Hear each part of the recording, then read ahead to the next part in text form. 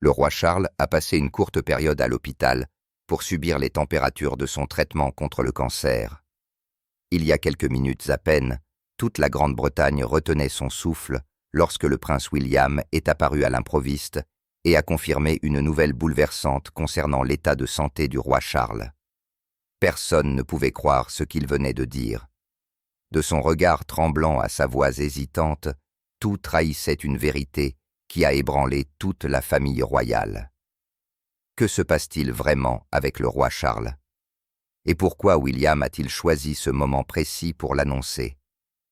Dans une déclaration soigneusement préparée, où chaque mot semblait peser avec soin et loyauté, ils ont confirmé ce que la famille royale britannique craignait en silence depuis des semaines. La longue lutte de santé du roi Charles, une figure qui a toujours été synonyme de constance et de sens du devoir, avait atteint un point de bascule amer. Alors que les caméras crépitaient simultanément et que les journalistes criaient son nom au milieu du chaos, tout le pays semblait retenir son souffle.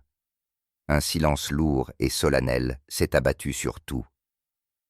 Ce qui s'est passé ensuite n'était pas seulement une nouvelle, mais un moment d'histoire. Un instant que les Britanniques garderaient à jamais en mémoire comme un matin fatidique et triste. Avant de s'intéresser à l'importance de cette nouvelle pour l'avenir de la monarchie, beaucoup n'avaient pas encore réalisé que cette déclaration était bien plus qu'une simple communication du palais. Elle était comme une secousse silencieuse qui faisait trembler les fondations de la monarchie séculaire.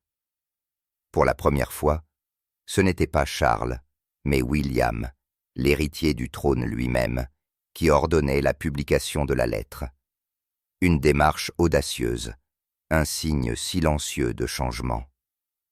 Sa voix lors de l'annonce portait le ton grave d'un fils et l'autorité calme d'un chef qui porte le fardeau de la responsabilité sur ses épaules. C'est une période difficile.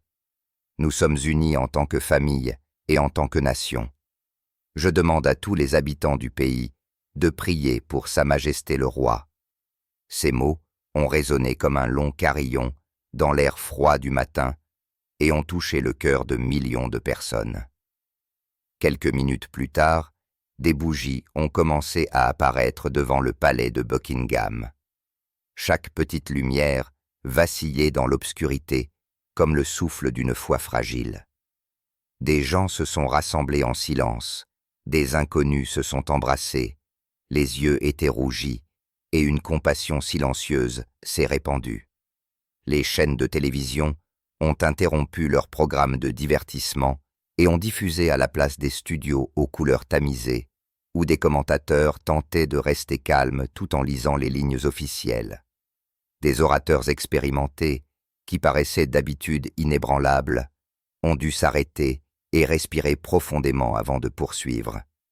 La Grande-Bretagne est entrée dans un moment qu'elle craignait depuis des décennies. Des vœux sincères de rétablissement sont venus du monde entier de la part de chefs d'État. Des célébrités ont partagé des images et des mots de compassion, et les réseaux sociaux se sont remplis de messages d'amour, d'inquiétude et d'une tristesse difficile à exprimer avec des mots. Tout le monde a compris qu'il ne s'agissait pas seulement de la maladie d'un roi. C'était un symbole d'une époque qui vacillait au seuil du changement. Derrière les murs somptueux, le pouvoir se déplaçait discrètement, mais de manière perceptible, et la tempête émotionnelle dans le public ne reflétait qu'une partie de ce qui se passait dans les couloirs privés des résidences royales. Alors que le monde fixait des gros titres sensationnalistes, quelque chose de plus profond et de plus décisif se jouait dans l'ombre de la couronne. Ce n'était pas seulement une histoire de santé. Cela touchait l'héritage, le pouvoir et l'avenir d'une dynastie qui se tenait en équilibre sur une ligne fine entre le passé et le présent. Pour comprendre comment l'Angleterre est arrivée à ce point de basculement, il faut revenir à cette nuit silencieuse où tout a commencé à changer. Dans les vieux murs du château de Balmoral, il était tard dans la nuit, alors que la plupart des gens dormaient paisiblement. Un lieu qui était autrefois synonyme de tranquillité est soudainement devenu l'épicentre d'une crise sans précédent.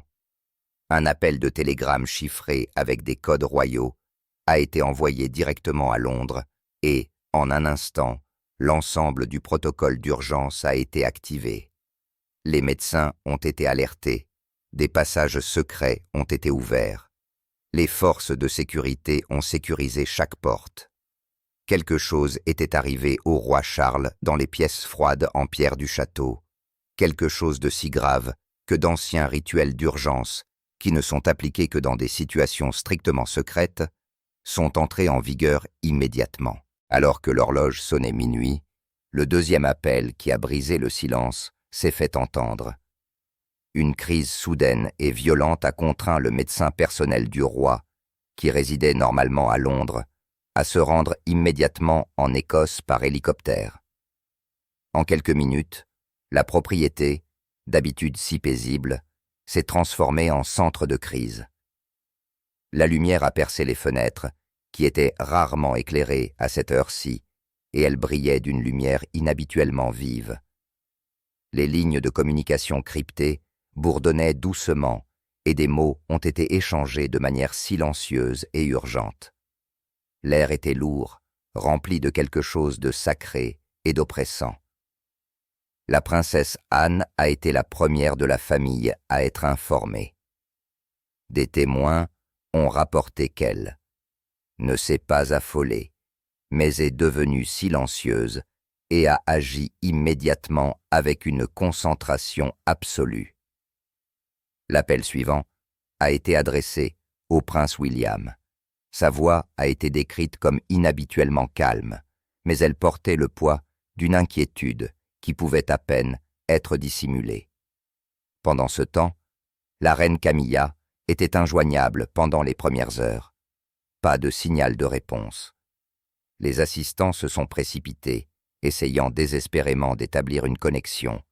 Dans cette atmosphère dense et tendue, son silence n'a fait qu'ajouter à l'inquiétude, comme une étrange accalmie au cœur d'une tempête de nouvelles. À l'intérieur de Balmoral, le protocole nocturne a été activé, une série de procédures d'urgence qui ne sont utilisées que dans les moments cruciaux pour la Constitution. Il était resté en sommeil depuis les derniers jours de la reine Élisabeth II, et maintenant l'histoire semblait se répéter. Tous ceux qui se trouvaient dans le château ont ressenti la gravité du moment, comme si les murs anciens eux-mêmes soupiraient. Au loin, le martèlement des rotors d'hélicoptères s'est fait entendre, signe de l'arrivée d'équipes médicales spéciales. Les médecins ont été conduits dans l'appartement privé du roi par des passages secrets.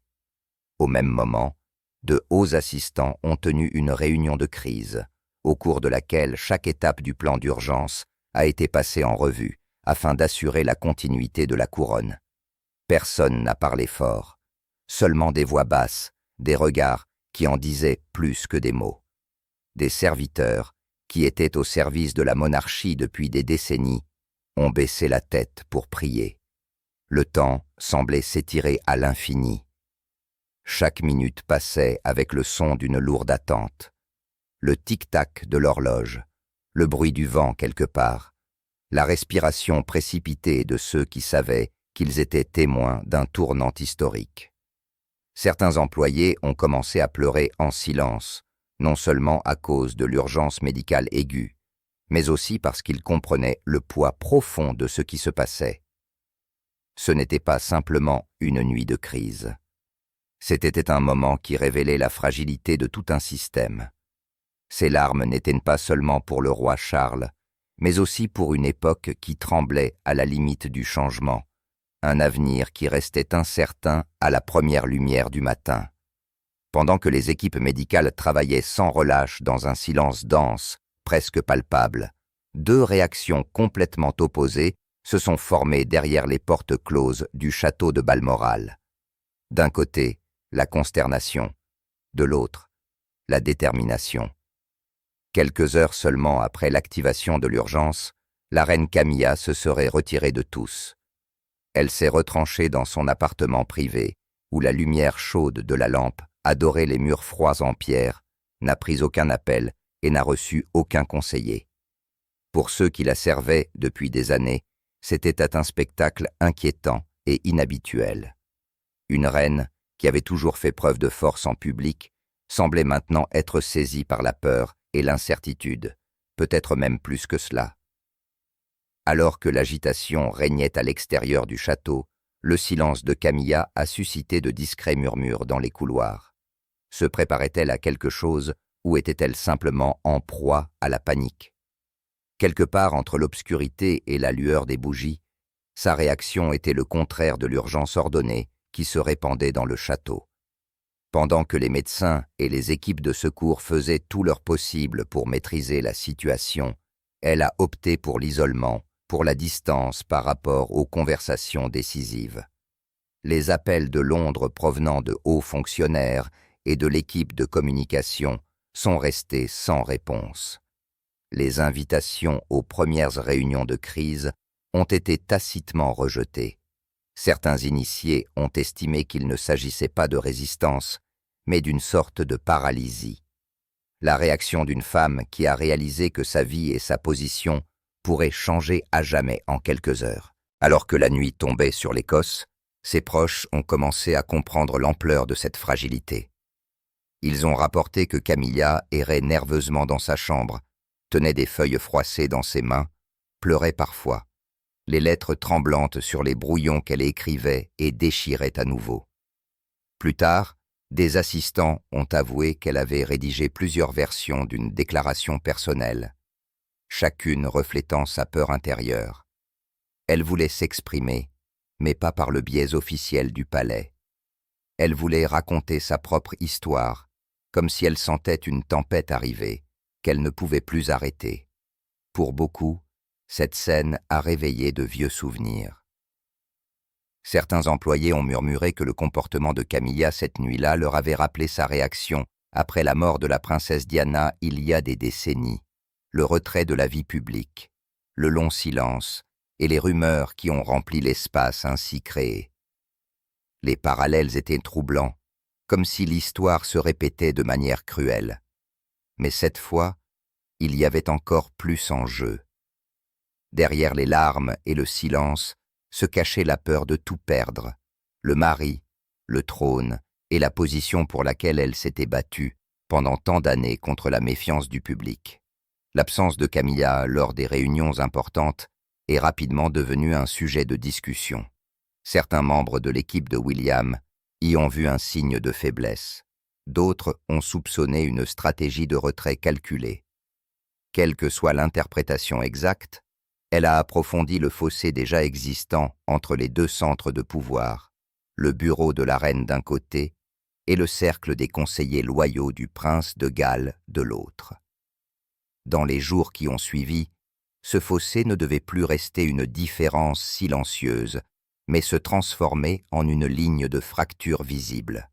Des rumeurs ont circulé dans les couloirs de Balmoral concernant l'état d'esprit de Camilla, la question de savoir si elle était à la hauteur de la situation ou si elle cherchait à l'éviter.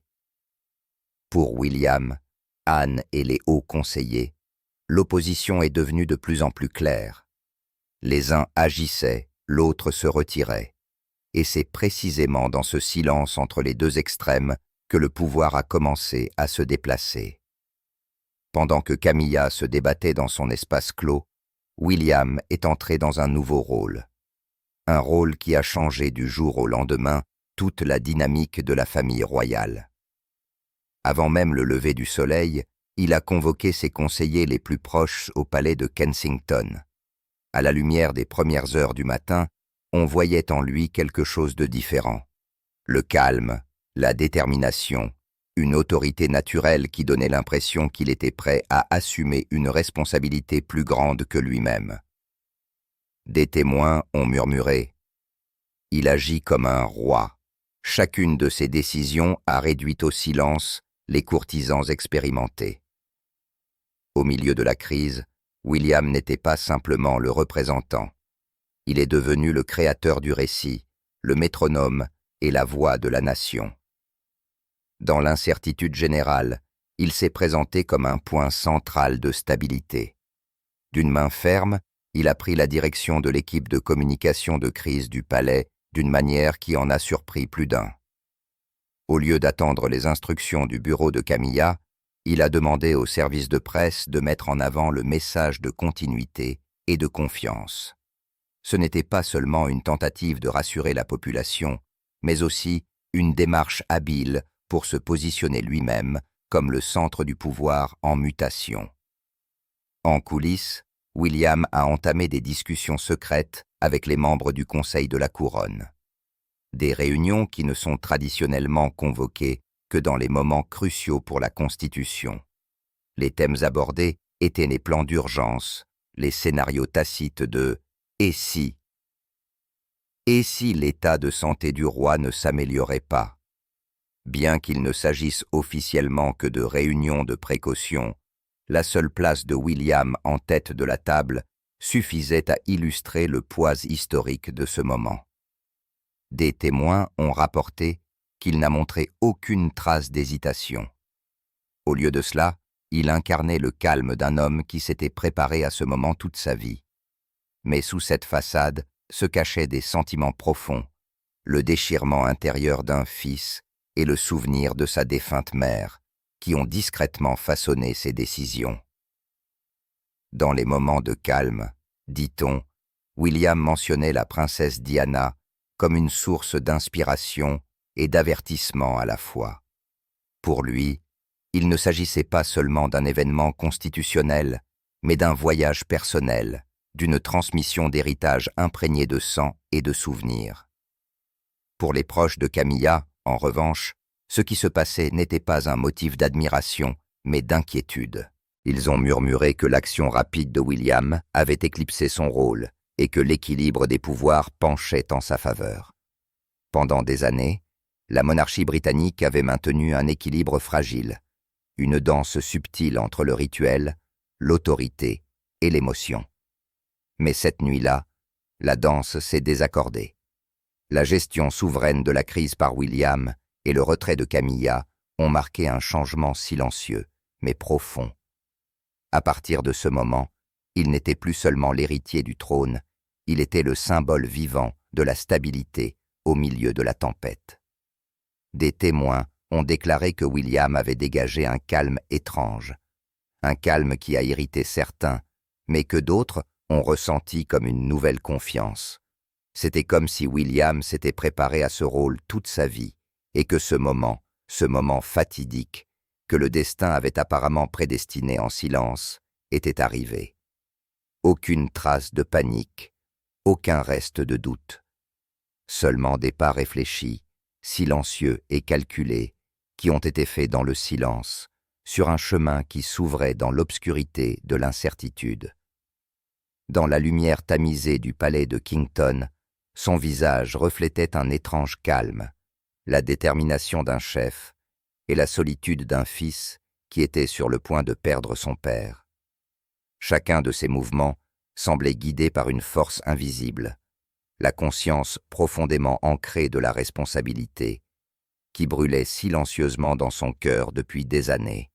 Mais pendant que William planifiait chaque mouvement de la crise, le roi Charles affrontait, dans un autre lieu, une nuit plus longue que toutes les autres, un tribunal silencieux de minuit, auquel personne n'assistait, dans lequel la couronne elle-même s'effaçait devant la fatigue d'un homme. Dans les lourdes ombres des couloirs de Balmoral, le roi aurait convoqué deux de ses plus proches confidents, la princesse Anne et l'assistant dévoué qui l'avait suivi à travers chaque tempête pendant des décennies. La porte du bureau s'est fermée, et dans la faible lumière, la vérité s'est révélée dans toute sa gravité. Les mots des médecins, calmes et objectifs, portaient pourtant le froid aiguillon d'une reconnaissance. Le temps, cet ennemi silencieux, était arrivé. Ce n'était pas une réunion de crise officielle, mais une confession silencieuse. Charles a parlé avec la voix rauque d'un homme qui avait porté le fardeau de la couronne trop longtemps. Une voix pleine de regrets, de douleur et d'un héritage inachevé. Il n'a pas parlé en roi, mais en tant qu'être humain qui regardait sa vie en arrière, les années où le pouvoir et la solitude étaient inextricablement liés. Il a parlé des décisions qu'il avait reportées, des occasions manquées de réconciliation et des erreurs qui n'existaient plus que dans les souvenirs. L'assistant, silencieux à ses côtés, a réalisé qu'il n'assistait pas seulement à la faiblesse d'un monarque, mais aux rares moments où l'humanité triomphait du trône. La voix de Charles est devenue plus lente, plus lourde, et finalement traversée d'une crainte qu'il osait à peine prononcer. Il a avoué que ce n'était pas la mort qui l'inquiétait, mais ce qui allait se passer après, quand il ne pourrait plus tenir les rênes. Cette inquiétude portait le visage de Camilla, la femme qu'il avait protégée pendant toutes ces années, et pourtant, il savait maintenant combien cette protection était fragile. Il comprenait trop bien qu'un palais vit de la loyauté, et que cette loyauté peut s'effondrer en une seule nuit. Si sa force diminuait, l'influence de Camilla serait mise à l'épreuve, et tout ce qu'elle avait péniblement construit pourrait vaciller. Pendant cette heure, Charles a révélé quelque chose qui a glacé le sang d'Anne et de son assistant. Sa voix est devenue ferme, presque solennelle, lorsqu'il a parlé d'une lettre, d'un document qu'il avait rédigé de nombreuses années auparavant, après la mort de Diana. La lettre avait été soigneusement scellée et conservée en profondeur dans les archives du Conseil de la Couronne, uniquement destinée à des circonstances exceptionnelles. Il l'a appelée un héritage personnel, l'expression de ses vœux silencieux pour l'avenir de la monarchie, au cas où il perdrait un jour la capacité de régner. Ce n'était pas un manifeste politique, mais une lettre du cœur, écrite pendant les jours les plus sombres de la maison royale, alors que le deuil et la solitude entouraient la vie d'un homme qui portait le poids d'un empire sur ses épaules. Anne, qui avait déjà vécu tant de crises, n'a pas pu cacher ses émotions. Elle a quitté la pièce les yeux brillants, comme si le poids de la couronne pesait désormais sur ses propres épaules. L'assistant était resté silencieux et a pris le dernier ordre. Si l'état du roi venait à s'aggraver, la lettre devait être extraite immédiatement. Personne dans cette petite pièce ne pouvait imaginer que cette instruction serait le début d'une nouvelle tempête, un ouragan politique au cœur de la monarchie. La lettre oubliée pendant des décennies, autrefois conçue comme un simple message privé, était désormais considérée comme une étincelle potentielle qui pourrait réorganiser la structure du pouvoir au palais. Pendant des années, des conseillers en avaient parlé à voix basse, l'appelant le testament silencieux de Charles, un document énigmatique à la fois héritage et confession profondément personnelle. Il avait été créé après la mort de Diana, alors que la Grande-Bretagne était encore plongée dans la douleur et que Charles était à la fois un père en deuil et un futur monarque sous le regard attentif du public. Dans les lignes manuscrites, il esquissait l'image d'une monarchie au cas où il ne serait plus en mesure de diriger, d'un royaume dans lequel William devait assumer le rôle central bien plus tôt que d'habitude, afin d'assurer la stabilité et la confiance. Le langage de la lettre était simple, mais chaque mot portait le poids de la réflexion et du deuil, comme s'il parlait à l'histoire elle-même. Et l'histoire écoutait en silence. Mais ce qui rendait la lettre vraiment bouleversante, c'était la façon dont elle mentionnait Camilla. Dans une décision qui a déconcerté même ses proches les plus intimes, Charles a fait passer le bien de la couronne avant son attachement personnel. Il a écrit qu'en cas de crise, la direction devait rapidement passer à William, afin d'éviter tout doute dans le public, même si cela signifiait que l'influence de Camilla serait considérablement réduite. C'était plus qu'une instruction. C'était la profonde conscience de soi d'un homme qui s'était tenu entre deux mondes, l'amour et le devoir, l'humanité et la monarchie. Peut-être Charles a-t-il réalisé dans la solitude de cette nuit que même un roi ne peut pas maîtriser le temps et que le salut ne réside parfois que dans la préparation du jour où il faut lâcher prise. Lorsque les hauts conseillers ont jeté un premier coup d'œil au document, une lourdeur palpable planait dans l'air, si dense qu'on pouvait entendre le souffle des personnes présentes. Certains ont décrit le moment comme une étincelle dans l'obscurité, d'autres comme un coup de poignard au cœur de l'institution. Le murmure initial s'est rapidement transformé en discussions animées, remplies de peur et de confusion. Certains ont supplié que la lettre soit gardée secrète, jusqu'à ce que le roi Charles lui-même puisse s'y opposer, conscient du potentiel explosif que chaque ligne pouvait libérer, non seulement pour la famille royale, mais aussi pour la confiance de toute une nation en sa monarchie. Mais la seule existence de cette lettre a fait trembler les murs du silence à Buckingham Palace. En quelques heures, les premières rumeurs se sont répandues comme un courant invisible à travers les couloirs humides et froids, et par des appels téléphoniques cryptés. Les noms les plus puissants de la cour se sont disputés pour comprendre le vrai sens derrière chaque ligne, dont elle allait ébranler la position et dont elle allait renforcer l'influence. Des murmures calculateurs se sont glissés dans les couloirs, comme pour se convaincre que la tempête était encore loin, alors qu'elle planait depuis longtemps sur le palais. Le personnel loyal de William a réagi rapidement, silencieusement et avec précision, comme s'il s'était préparé à ce moment précis depuis longtemps. La lettre, qui ne circulait autrefois que comme une rumeur dans les nuits tardives de l'aristocratie, était soudainement une réalité tangible.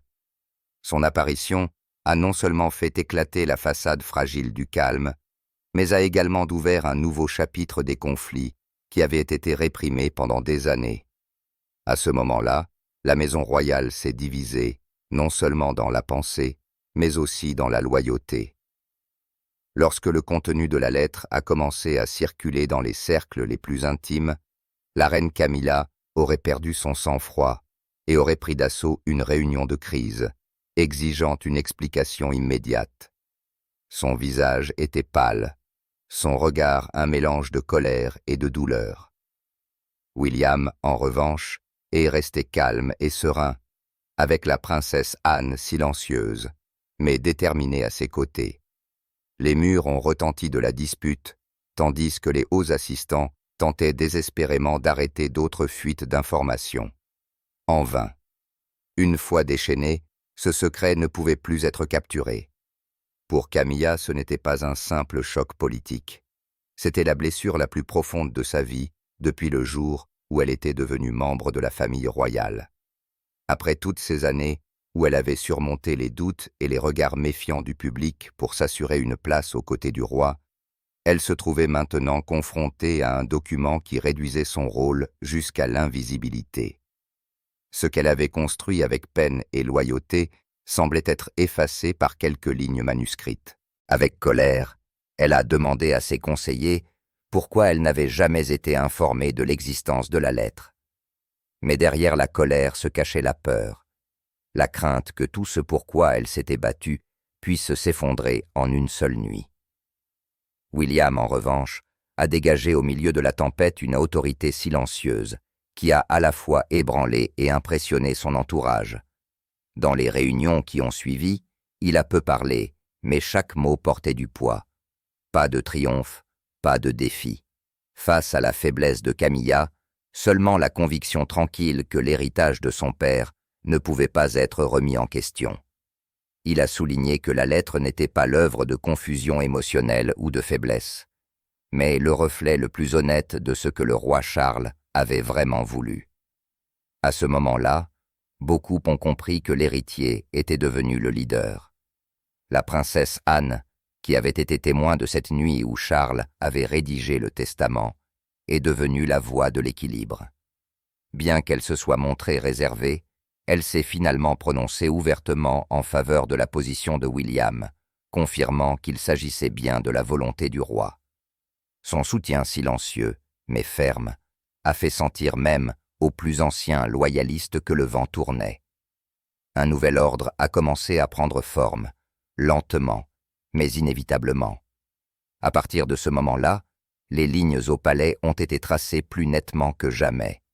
D'un côté, le camp de Camilla, soutenu par d'anciennes structures et des relations profondes.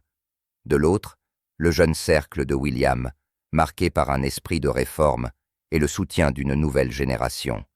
Les réunions sont devenues des champs de bataille. Les poignées de main des gestes glacials, les regards des messages muets. Le palais, symbole de l'unité royale, battait désormais avec deux pulsations opposées. Dehors, la presse a commencé à flairer le changement. De petits détails. Qui était assis à côté de qui lors des cérémonies, qui parlait dans les déclarations officielles, sont devenus des indices que l'on a interprétés avec minutie. Des commentateurs ont parlé d'une nouvelle ambiance au sein de la monarchie, et le public a également senti, sans mots, que quelque chose touchait à sa fin. Puis, au milieu des rumeurs et des spéculations, le roi Charles lui-même s'est présenté devant la nation. Son image dans le discours en direct a fait retenir son souffle à des millions de personnes. Maigre, paraissant fatigué, mais dans chaque syllabe, l'attitude digne d'un monarque qui avait consacré sa vie au devoir. Il n'a pas esquivé, n'a pas cherché à se justifier. Pour la première fois, Charles a parlé ouvertement de son état de santé, de la lutte silencieuse qu'il menait. Pas d'allusion, pas d'édulcoration, seulement une vérité simple et poignante, que ses forces diminuaient. Sa voix a légèrement tremblé, non pas par peur, mais sous le poids d'une vie qui touchait à sa fin.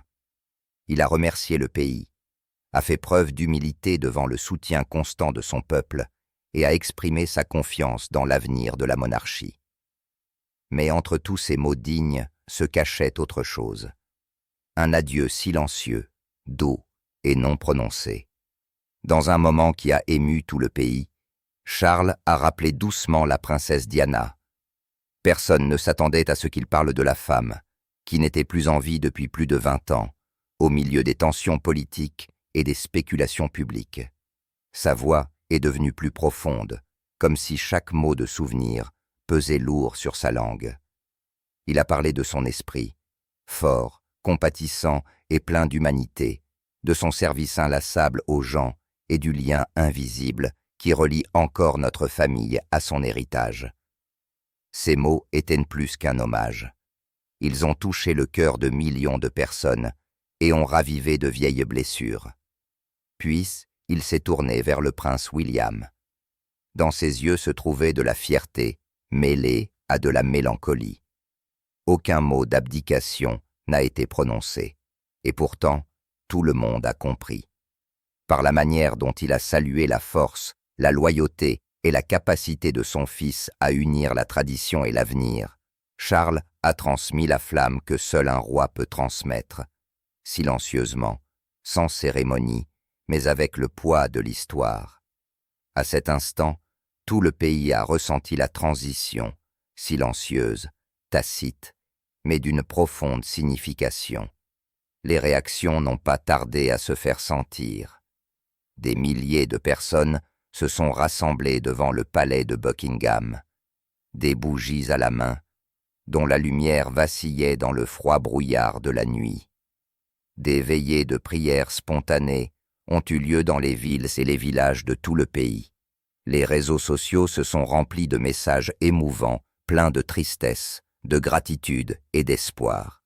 Pour la première fois depuis de nombreuses années, la Grande-Bretagne avait le sentiment d'affronter ensemble une vérité, pas par des orateurs ou une communication officielle, mais par la voix tremblante et honnête d'un roi qui reconnaissait ses propres limites. Ce discours n'était plus une nouvelle. Il est devenu un rituel émotionnel pour toute une nation. Pendant ce temps, Camilla restait parfaitement silencieuse. Pas de discours, pas de déclaration personnelle, seulement une brève communication du palais, remerciant le peuple pour sa sympathie. Mais c'est précisément ce silence qui l'a placé au centre de l'attention. Les observateurs y ont vu de la retenue, ou peut-être la douleur, d'avoir été exclus du moment le plus décisif du règne de Charles. Elle savait que chaque mot de son mari avait été soigneusement choisi, et que chacun d'eux avait involontairement réorganisé l'équilibre des pouvoirs au palais. Les historiens, les commentatrices et les médias étaient d'accord. Ce discours n'était pas seulement émouvant, il était historique. Il a marqué un tournant, une transmission du pouvoir qui ne s'est pas faite par la couronne ou la cérémonie, mais par le sentiment et la confiance. La voix d'un père a préparé le terrain pour la prochaine génération, non pas par un décret, mais par la reconnaissance publique du rôle de son fils dans l'avenir de la monarchie. Alors que le pays était uni dans la compassion et la nostalgie, les pièces d'échecs du pouvoir ont commencé à se déplacer derrière les vieux murs de pierre. La santé de Charles est restée fragile, mais l'influence de William a augmenté de jour en jour. Le camp de Camilla, en revanche, conscient de la vague montante, a commencé à faire de discrets contre-mouvements. Ses proches ont organisé des réunions privées, ont parlé à des courtisans bien intentionnés et ont étudié des stratégies pour assurer la position de la reine, au cas où un changement constitutionnel deviendrait nécessaire plus tôt que prévu. Ce n'était plus de simples conversations, mais un véritable jeu de pouvoir qui se jouait dans l'ombre, où chaque mot chuchoté pouvait devenir une arme politique.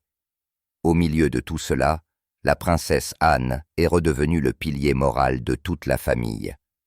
Restant fidèle à la loyauté qu'elle portait à son frère, elle a essayé de maintenir l'équilibre entre la compassion pour Camilla et une confiance inébranlable en William. Derrière sa façade calme, elle portait un fardeau énorme.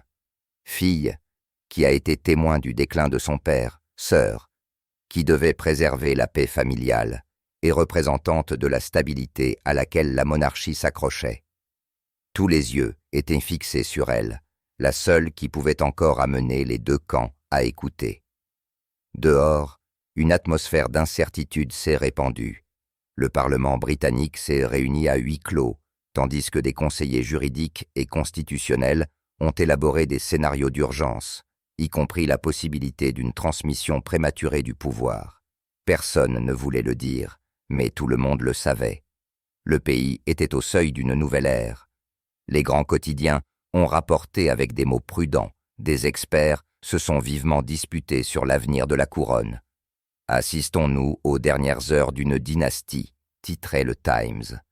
Chaque geste au palais, une poignée de main, un regard, un bref commentaire, a été analysé avec minutie.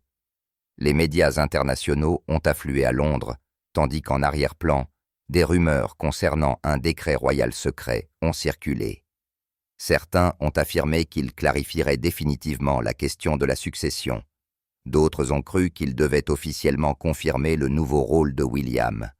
Personne ne le savait avec certitude, mais tous étaient d'accord. Quelque chose de grand se préparait. Et comme si le destin comptait les dernières secondes, l'air au palais est devenu lourd, silencieux, presque impressionnant. Tout le monde savait qu'avec la proclamation de ce document, l'histoire allait changer de manière irréversible. La Grande-Bretagne était sur le point de franchir un nouveau seuil, vers une époque où la lumière de l'avenir se mêlait aux ombres des vérités non dites. Avant que cette évolution ne suive son cours, il faut savoir une chose, ce qui va se passer ensuite ne va pas seulement terminer un chapitre d'une monarchie. Cela pourrait redéfinir la signification du pouvoir royal au siècle moderne. Merci de nous avoir regardés. N'oubliez pas d'aimer la contribution et de vous abonner à la chaîne pour ne pas manquer le prochain chapitre. Là où la vérité finit par éclater au grand jour,